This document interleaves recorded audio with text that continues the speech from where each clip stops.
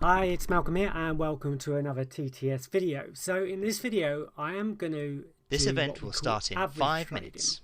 5 So minutes. what I'm going to do is I'm going to try an average trade on this runner here. Now an average trade is when you put, if the trade goes against you, you put some more money into the market. And you do that till you get to a stage where you go, I'm not going to do any more. But what it does is it allows you to have to do less ticks to get your money back. So let's go for an example. I put 250 into the market here.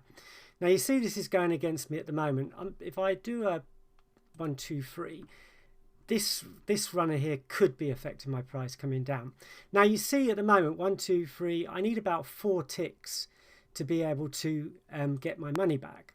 So if I now put the market another 250 and you see I only have to get 2 or 3 ticks.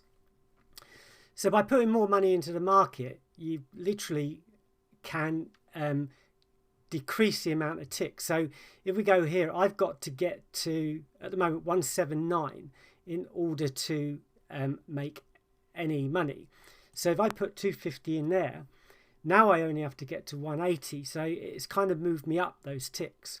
Now, obviously, you don't want to do this too often because your liability is going up and up and up. And the further away it goes from you, the more money you're going to have to pay out. So you don't want to do this, too much. Most people I see do it, kind of take their maximum stakes and say, like in this case, my maximum stake might be 10, and I split it into 250s, and then that way I can say, well, okay, if I use 4, that will be my maximum. So like now, I could say that was, so let's just put that in there. See, it's coming down a bit now. Let's just see if that gets matched. So now my maximum, the trade out's gone up to 1.83, but you can see I'm still miles from that. So I just need to see if that price comes back down before the off. As I said, it's probably getting influenced a little bit by this one. But if I want 1 tick, I can still get 1 tick. If I want, I can still put in 1, 2, or 3 ticks. But I haven't had to go so low. I would have had to be back down here before in order to get any kind of trade out. And also I can get rid of my losses quite quickly as well by a few ticks movements back down again.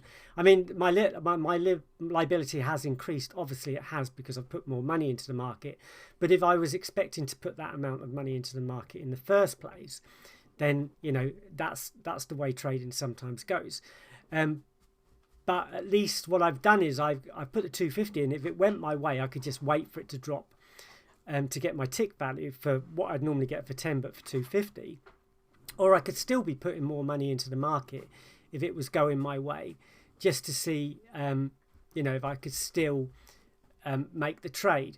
It's just a way of averaging out your full stake. I suppose that's one way of looking at it, is if I split my stake up, then I can now average it out across the whole of the trade. So if it does go against me, I've got some movement to play. But you don't want to do it to the case where you're putting more money than you normally trade within, and you start getting way beyond what you should normally want to lose. So be a bit careful with it. But in this case, if my stake was normally 10, I've put 4 250s in. I still haven't managed to trade out on this runner, but at least I'm kind of closer to a trade out. I mean, this is a favourite. Maybe the price will come back in just in the last minute. You can never tell. It either goes flying out or it comes in. It's one of those things. But I can trade out now with only a small 14p loss on a £10 This trade. event will start in 60 seconds. If I just manage to 60 get, seconds. a couple of ticks trade. So there I could trade out now. Will I get the other one? I'm not too sure at the moment, but I can just sit here and see if I do get the last one. Sometimes a strong favourite will come in, but you can never tell on that last minute. It's always a bit of a dodgy place to trade, I always think, on that last minute just before the off. But I certainly want to be out before the off. So, what I tend to say to myself, if it's come down to there once, there's a good this chance event starts in 30 seconds. In 30 seconds. It might not come down to this one here. So I should really just trade out here just to make sure that I get some kind of trade out. So I'm going to go there just to see if I can get that traded out. But if I was having to trade out down here, where we originally was, I'd never have made that. So it's kind of just helped me out in that situation. But again, I must stress, You know, don't start adding loads and loads of money into the market that you wouldn't normally use. Just take your normal stake and split it up and go, and then start feeding it into the market. So if it's going your way, you can still feed the trade into the market, but you're just doing it where you normally trade. But because this trade went against me, I could then use it to bring that, you know, to bring that trade point up. Okay, I haven't made as much money as I'd like to have on the trade, on the £10 trade, but I've made some money, which is better than the loss. Okay, thanks for watching, and I will see you in the next video. This event is now in